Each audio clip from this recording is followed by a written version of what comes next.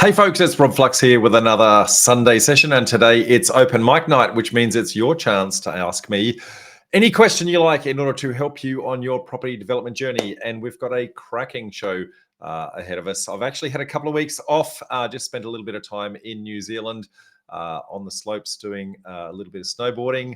My ability and my ambition are not aligned, folks. Let me reassure you of that. So great to actually get back and relax and get back into the work side of things. Now, as I said, we've got a cracking show. Open mic night means your chance to ask me anything. The way to do that is to click on the link below. So propdev.info/open-mic. And by doing so, what you do is you submit your question early to me. That allows me to do any homework that I need to do in order to prepare and give you the best quality result that you're looking for. Now, a ton of questions coming from us today. So very first one comes from Pankaj. And Pankaj says, I want to start as a property developer, but honestly, I'm stuck with too many questions, issues. I'm not sure whether I can manage all of this with my full-time job, sometimes demanding very long hours. In short, I don't know where to start. Pankaj, that is actually a really common question. We actually get this question a lot on here. So forgive me if I'm going to repeat myself a little bit, but property development is like learning a new trade. So you are going to have to put a whole bunch of time and effort into learning the process in order to get there. Now, this is not something to be taken lightly. It is not a get rich quick scheme. Let me reassure you of that. But it is something where you can make very good money if you actually put the effort in to learn the trade up front. So if you're struggling from a time perspective, then that might be, I guess, the negative in this particular instance.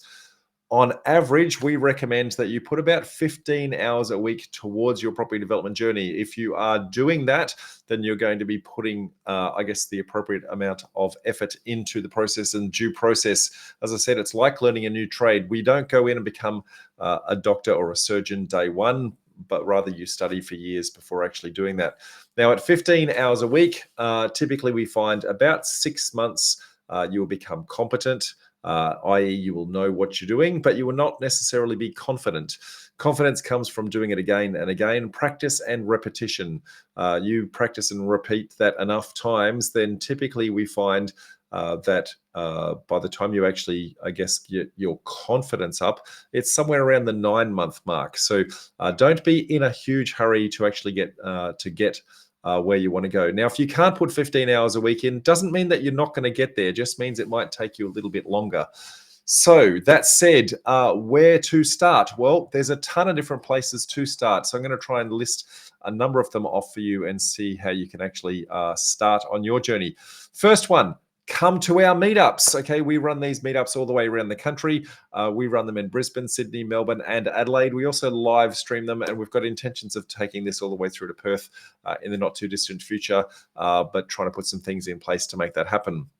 Now, these are run physically, but also live streamed, so you can attend no matter where you are in the country, which means we run about 45 events a year. So you can actually dial in and learn that. We always have an industry expert, so and a town planner, a civil engineer, an architect, an accountant, a property lawyer, all sorts of people like that are going to help you on your property development journey.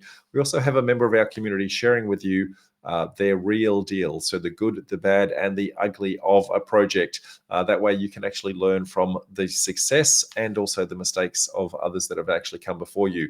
Now, because we run so many of these, it is actually beneficial if you really like what you're doing to become an annual member. Now, becoming an annual member means you can turn up to all of the 45 events that we run a year, plus you get access to all the back catalog of all the recordings of everything we've ever done. So you can actually go back and look at all the recordings of every other real deal and every industry expert to try and help you on your particular property development journey. Now, when you do all of that, it's going to give you a whole bunch of insights and background on the things to actually do. Now, if you've got, I guess, a penchant to say, well, okay, I like what I see here, but I really want to start learning this in a more formal approach, then we have our free course, which is the 7-step formula to financial freedom.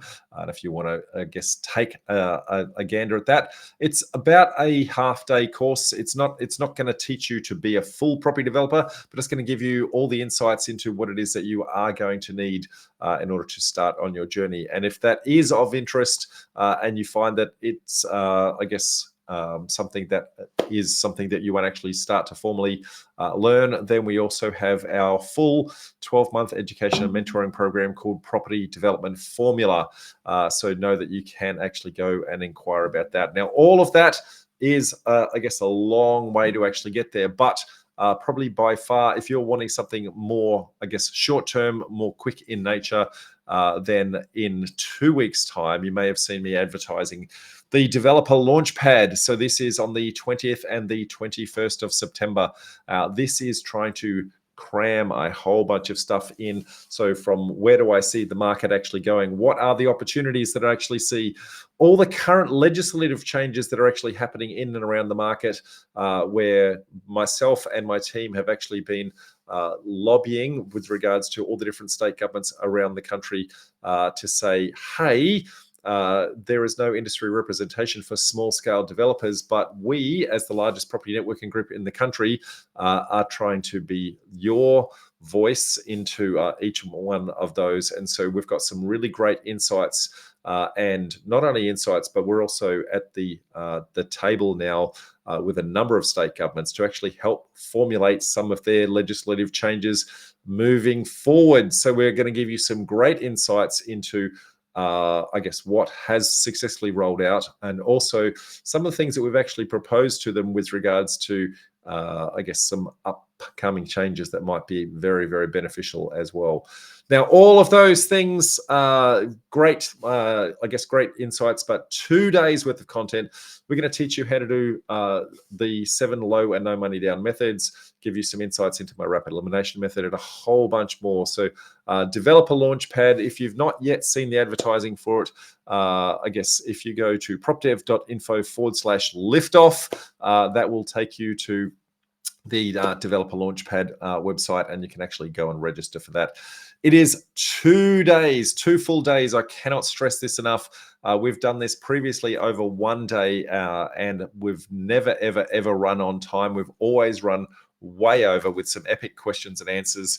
And so this time round, given all the legislative changes that are actually coming around, we thought it worthwhile to actually try and give you 2 days worth of value, give me a little bit of a rest overnight, and then I guess give you as much value as humanly possible. Now, it is absolutely free to turn up to Developer Launchpad. I highly encourage that you turn up because you're going to get huge amounts of value out of that. Now, it is not recorded. It is something you are going to have to turn up to along the way. So please make sure that you set your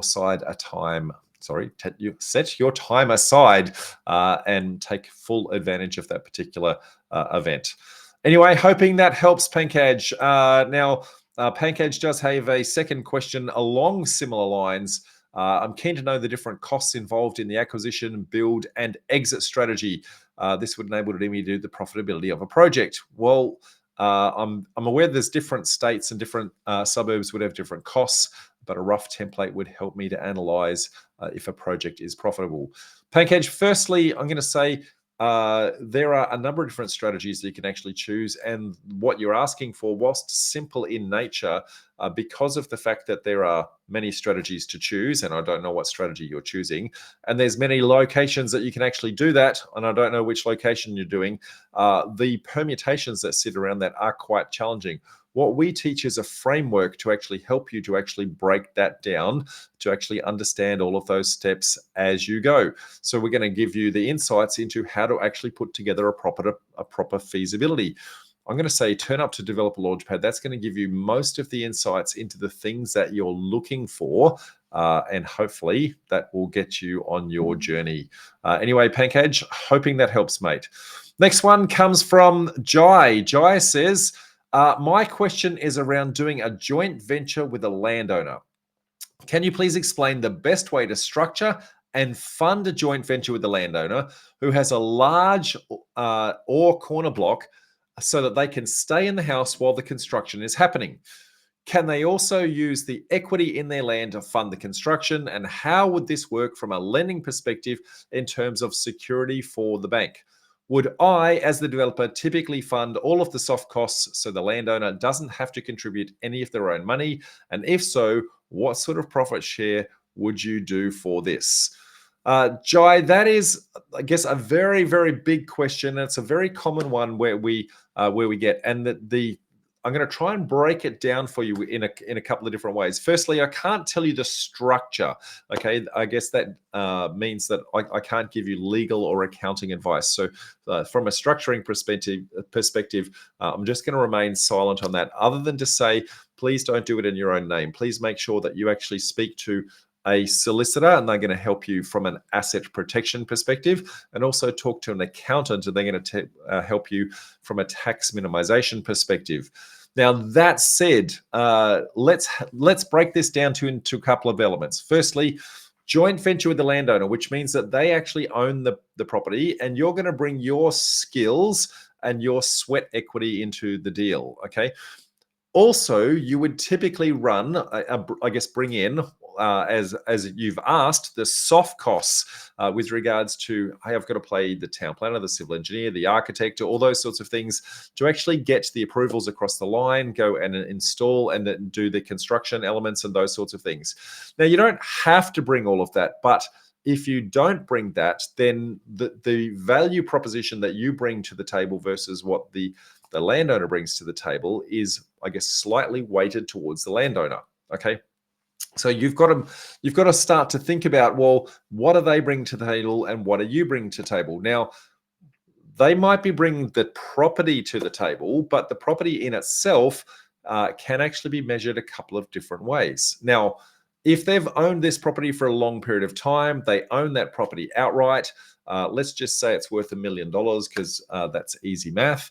Then there's $1 million worth of equity that's actually sitting in the property. And so if that's the case, if they own it outright, then your question with regards to can they use the equity to help fund the construction would be absolutely categorically yes. Now, on the other hand, the exact same property, if they only bought it, say, 12 months ago, they may not have any equity in the property, might still be worth $1 million, but they have, I guess, the majority of that as debt, then they don't have equity in order to contribute to it. So just because they have the land doesn't mean that they actually have the equity in the deal. Now, if they have equity in the deal, then their contribution is much more significant than if they don't have equity in the deal. And so when we start to look at what our profit splits are, then you've got to start to think about, well, who's providing the liquid cash, who's providing the equity, who's providing, I guess, the serviceability to fund any debt, who's providing the personal guarantees to go on any loans, who's providing the skills, the knowledge, the experience in order to actually do that.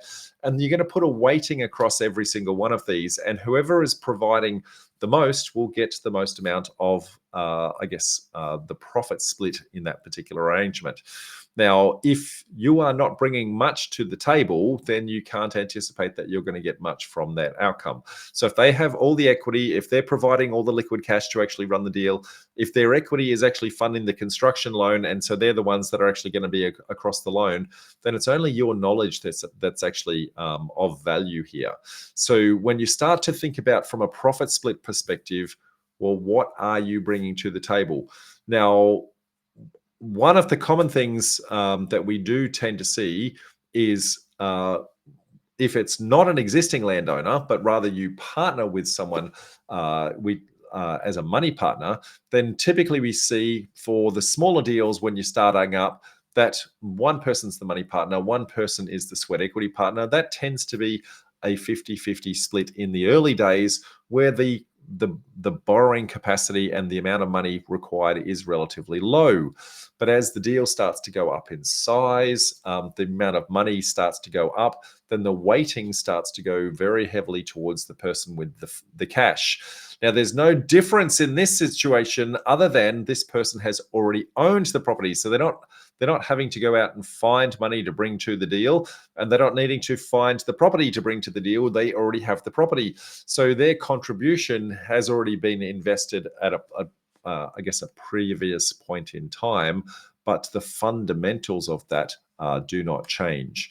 So now, if it's in their particular name, they might have some some challenges with regards to the entity that they are doing it in. Remember, I said to you, don't do it in your own personal name. If they've owned it in their personal name for quite some time, then that might actually have some tax implications for them as well. So you've not only got to look at what is the entity that you bring to the table, but also what is the entity that they already own the property in.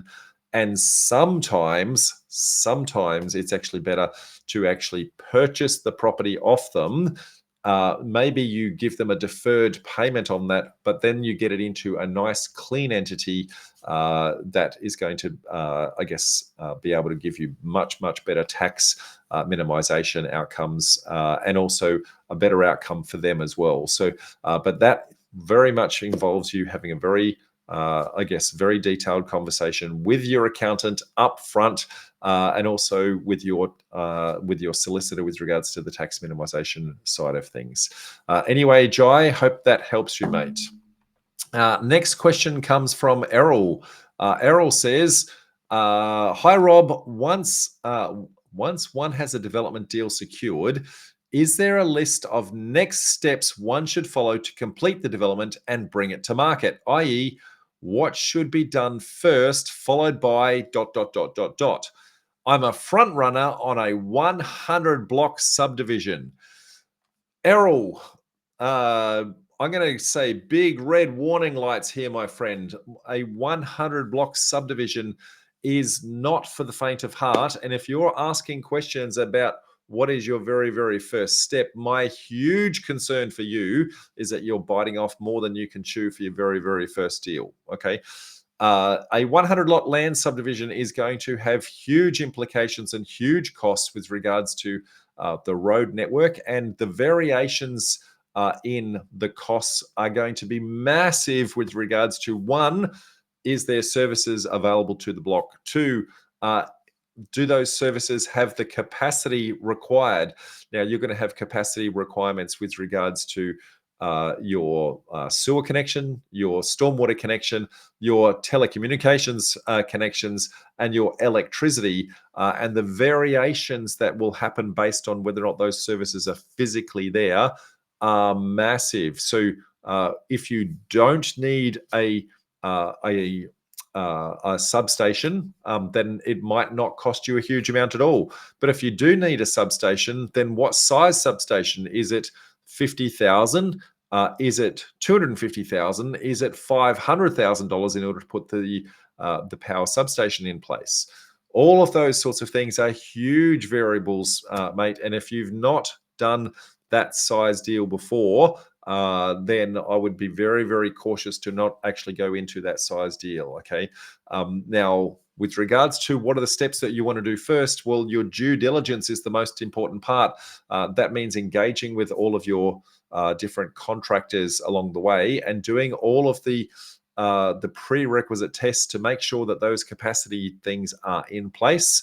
And that they can give you an order of magnitude of the cost to actually construct that. So you're going to need a surveyor to make sure that you actually understand the services, the levels that are actually sitting there. You're going to need your civil engineer to actually understand whether or not your services are in place and what capacity levels they're actually at. You're going to need electrical engineer to actually understand what's going on there. You're probably going to need a traffic engineer to actually come up with the road network.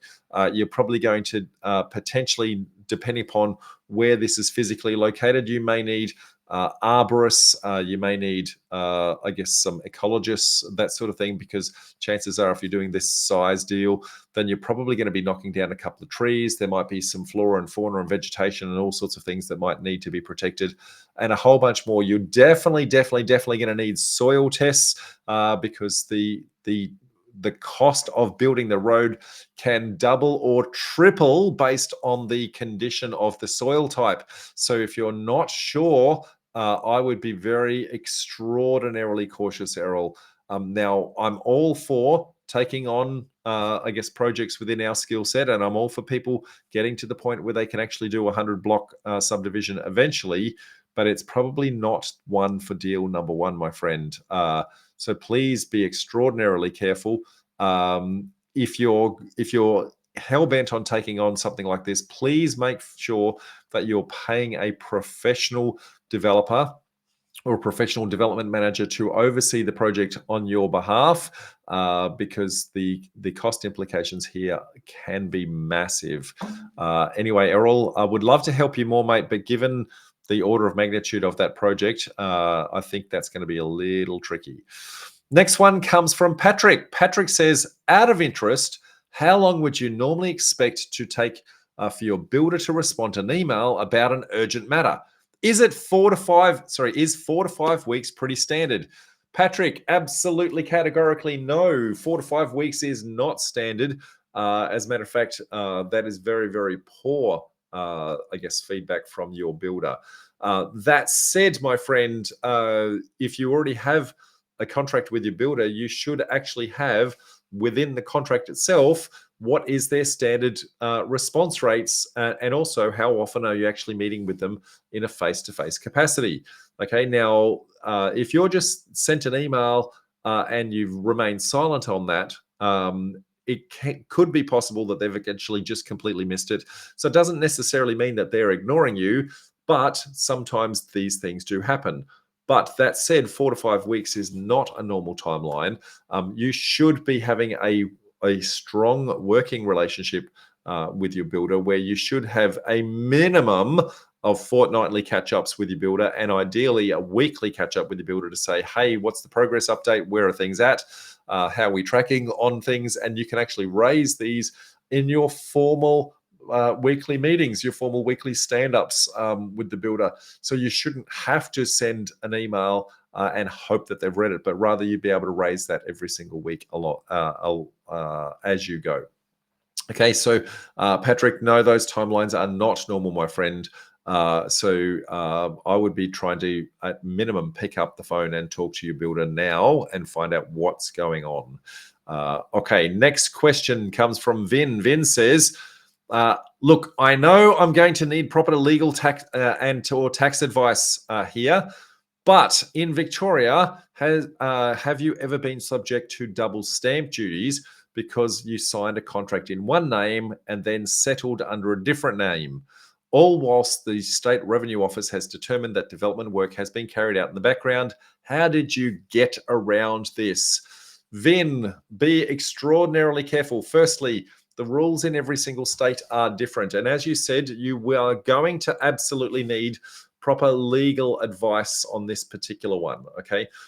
So make sure that you've actually got a good solicitor that actually understands the implications with regards to stamp duty and the double stamp duty implications in Victoria, which are probably the most onerous, stamp duty implications in the country, and how they measure that is extraordinarily rigid. And I don't think that there is a way to get around this.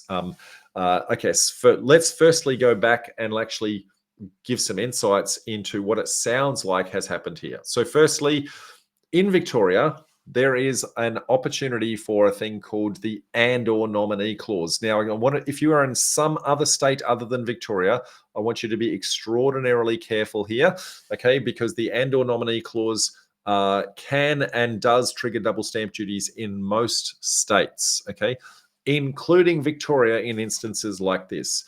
The concept of the and/or nominee clause is that your intention is, to settle in a different entity, but you don't know what that entity is.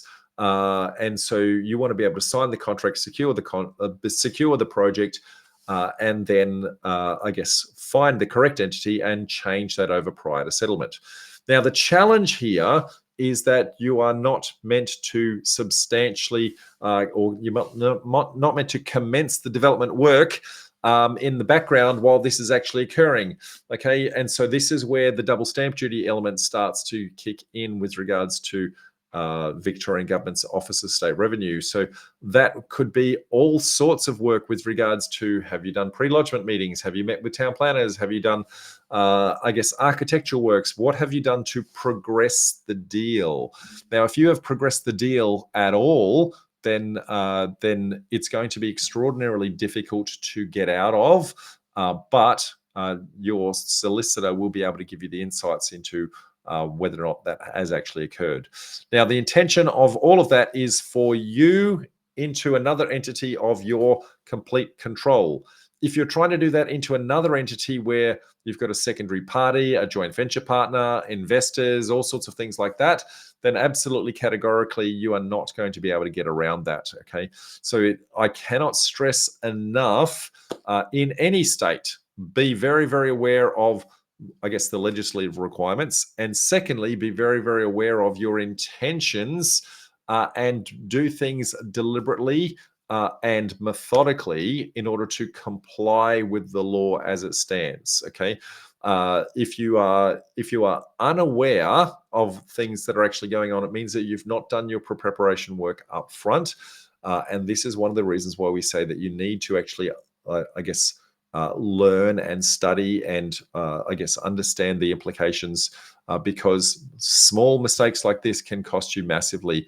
And the the Office of State Revenue in Victoria is they are ruthless with regards to chasing people down if they believe that they've actually breached this. So then my suggestion would be, turn up to, I guess, the next Victoria meetup, chat to, I guess, the team in the next mastermind session with regards to which legal team that gets based in Victoria would be the best one to actually help you given your current circumstances, to see whether or not there's any opportunity for you to, as you said, work through that.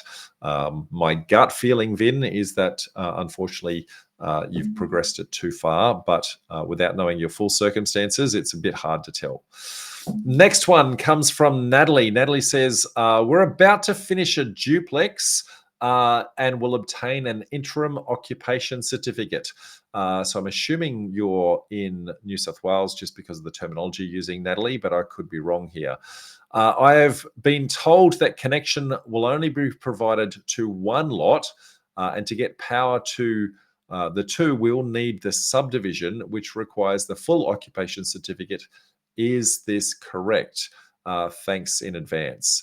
Natalie, no, I don't believe that this is the case, but it really comes down to how you've actually gone about getting your development application in the first place. Is this a complying development code? Is this, I guess, a full development application through council? What has been the process to actually get you in order to get there?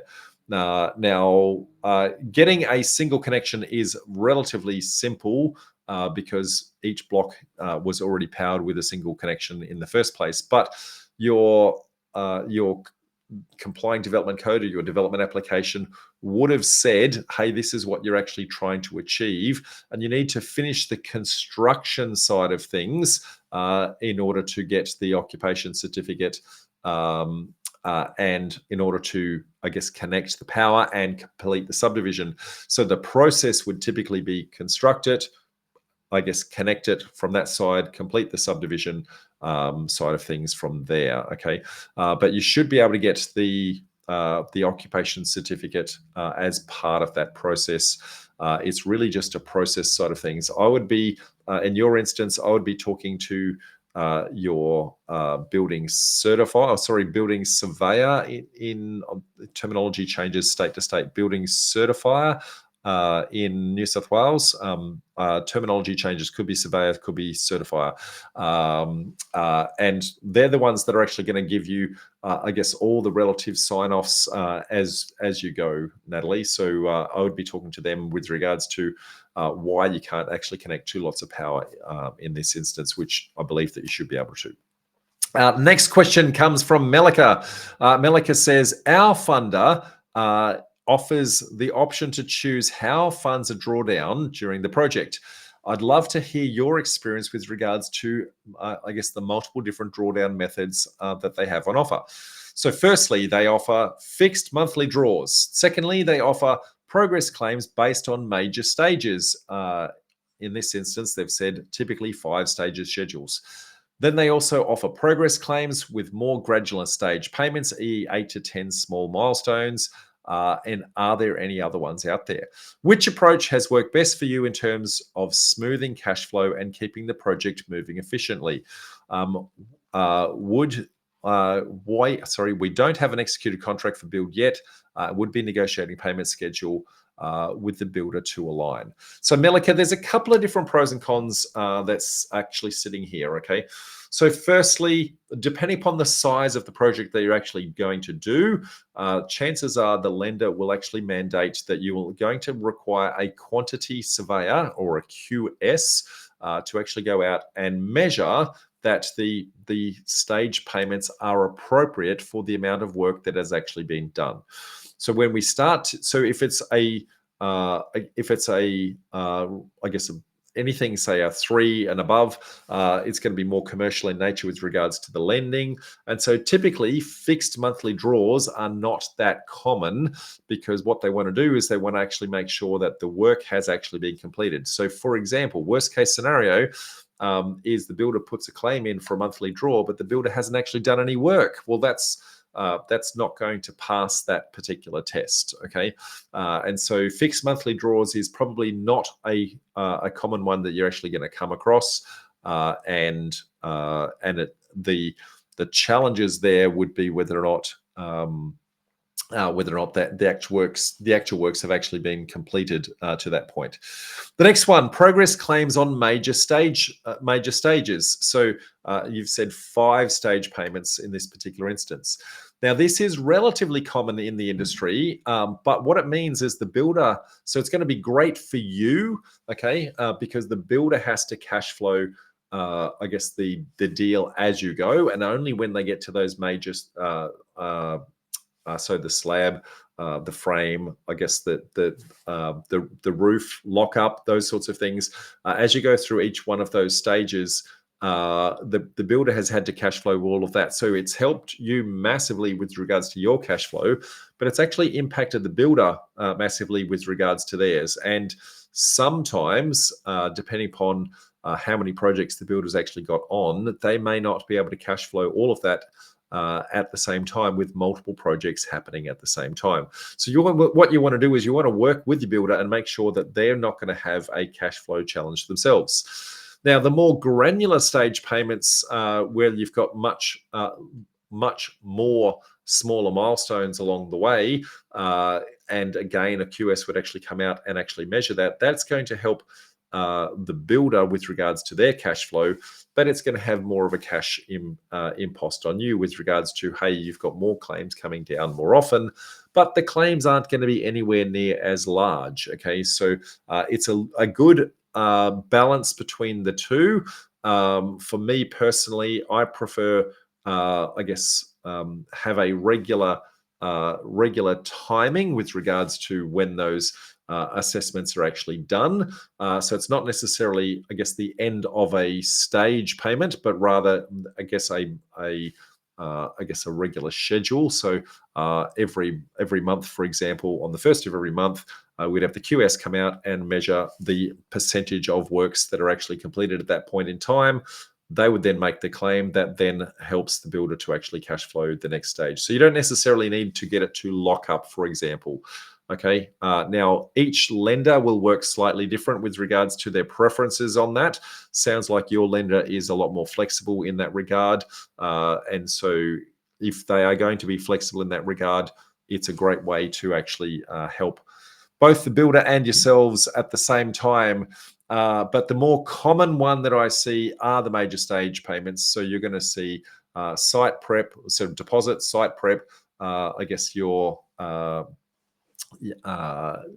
slab, then you've got your frame, then you've got lockup, then you've got practical completion. Those sorts of that's the more common one that you're actually going to see. It is more lumpy with regards to the amount of payments, of the size of the payments that actually come out, which means that your builder has to do a lot more of the cash flow. So it helps you, doesn't necessarily help the builder. Next one, anyway, I hope that helps, Melika. Next one comes from Timothy. Timothy says, we bought a property and it turns out that someone else has started a development application for a subdivision but did not finish it. However, they've done most of the works. We need to connect the services to be approved. However, it runs out in January. Do you know a company that does all the connections work around North Brisbane, or is this something insensitive we would have to engage each trade to look at?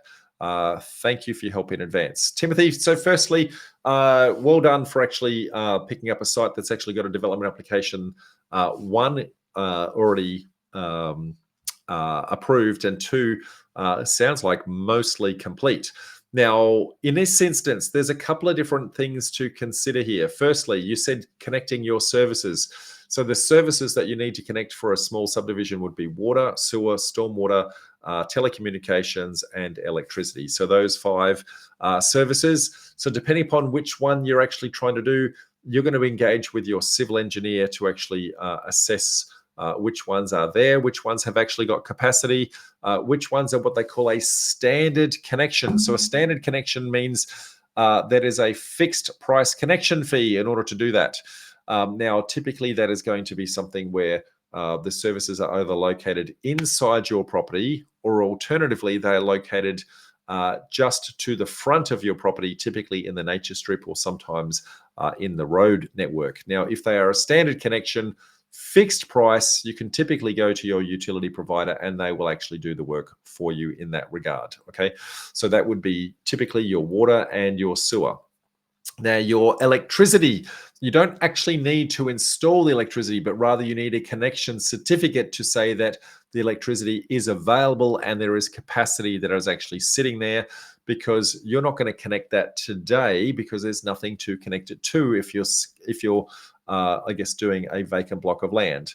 Now, the only thing that you would do is if it's a battle axe subdivision, you may need to run the draw wires and all the conduit and everything underneath the driveway in order to access to the rear block. But typically they would not install the wires because they're not going to leave live wires sitting there, but rather know that that capacity is actually there. Okay, the ones that you will need will be your telecommunications, so NBN and the like. Make sure you've actually got a connection certificate to say that that has actually occurred, and your stormwater connection as well. Now, if they are non-standard connections, then your civil engineer is going to have to come up with a detailed design with regards to those services. They're going to lodge what is called an operational works application through to council to say, hey, we want to actually go and install these services. It means digging up the ground. They're going to make sure that they look after the dirt when it's exposed, make sure they've got silt fences, make sure that they do the appropriate, I guess, watering of that so the dust doesn't ruin the neighbor's laundry and all those sorts of things. So that's an operational works application fee.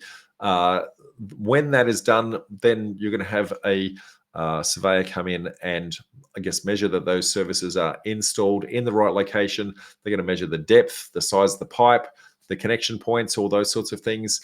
They're going to do vacuum tests to make sure that, I guess, all the pipes have no leaks in them, that they're connected correctly, all those sorts of things. You may even need a live works connection certificate and those sorts of things in order to get there. All of which, when you get all the certificates for all of those, then and only then can you then go and get your titles or apply for that through what they call the plan sealing process. Okay.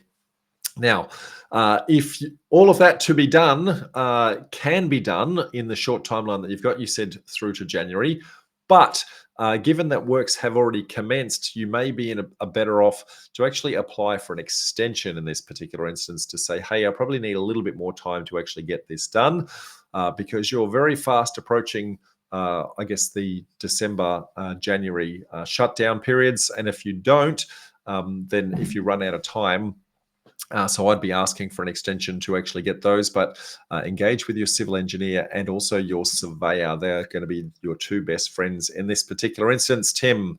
Okay, last question comes from, I think it's Rian. Is that how you pronounce that? Rian, we have 4 lots going for sale soon in Ipswich between 460 and 470 square meters.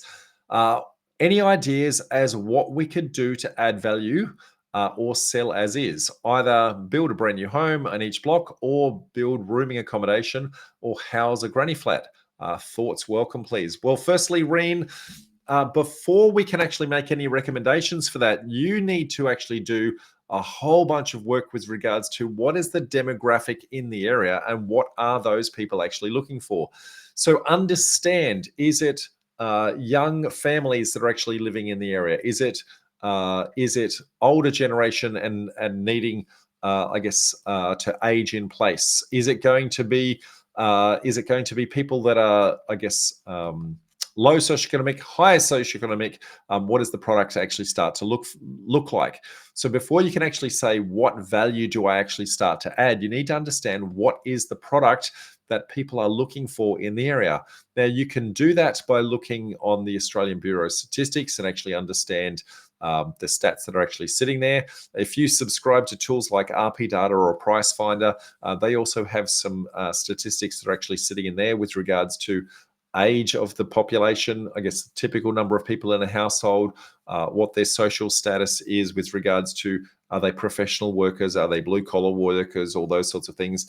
Typically, they're going to tell you with regards to the household income in the areas and a whole bunch of other things like that. They're going to tell you whether or not most people in the area are living in apartments, in townhouses, or in houses. They're going to tell you if most people are owner occupier or if they're an investor. When you understand all of that, that's going to tell you the kind of product that you're going to do. Now, all of that said, you said, would I do a new house or would I potentially do rooming accommodation? Rooming accommodation has a huge amount of merit with regards to if you're going to keep the stock at the end yourself with regards to cash flow side of things. But you also said that you're doing this in Ipswich. And because you're doing this in Ipswich, rooming accommodation has the huge potential for actually having additional infrastructure charges per room. So that can cost you quite a bit with regards to I guess the cost to run the project. Infrastructure charges are in the vicinity of about 28,000 to 30,000, depending upon the council, per dwelling. Okay, sorry, per room, I should say. So be very, very cautious. That could be an extra $100,000 in there just because you didn't work out which particular council you're actually doing that. Now you do the exact same project in somewhere like Brisbane City Council, and those contribution fees are absolutely free. What you're doing and where you're doing it can have a massive implication. Now, with regards to should you build it, should you not build it? Well, I don't know what your cash flow situation is. I also don't know whether or not the finished product, if you built the brand new home, whether or not that finished product would it sell for more. So as an example, and I'm just going to make up some numbers, if those vacant blocks of land at the moment were selling for say $450,000 or $500,000, and you're going to put a house on that, what is the cost of the house going to be? Maybe that's another $450,000. And what is the finished product going to sell for? Now, if it's not going to sell for enough to cover the cost of the house, not much point. If it does cover the cost of the house, but you don't make any more money, again, not much point. If it does make a lot more money, then does it make enough money to actually justify the extra time, effort in that process to actually do that? And assuming that that's all the case, have you got the cash flow to actually get there? Okay, so when we're looking at highest and best use, we're always looking at what is the most amount of profit in the least amount of time with the least amount of hassle. Okay, so if you can make good profit and exit without ever constructing, then that's a low hassle factor, low cost factor, and good profits.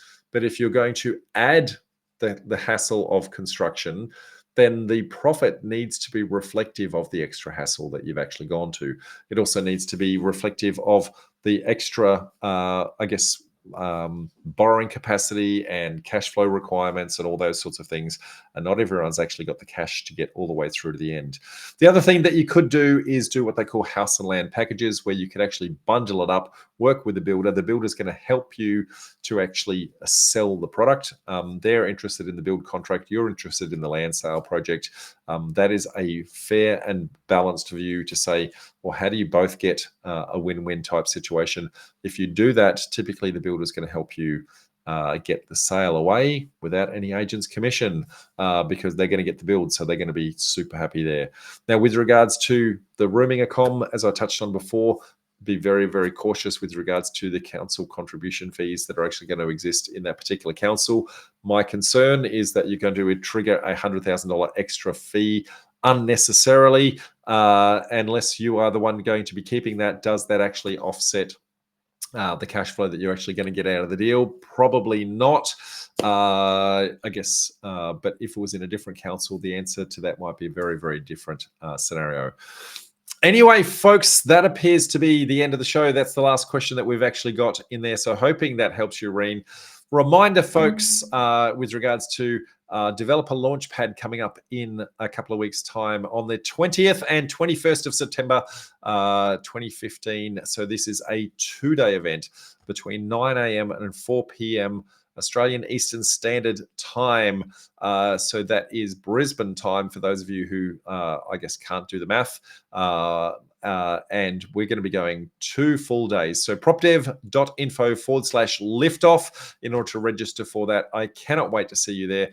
In the meantime, folks, hoping to see you at one of our upcoming events. As I said, we run these all the way around the country: Brisbane, Sydney, Melbourne, and Adelaide.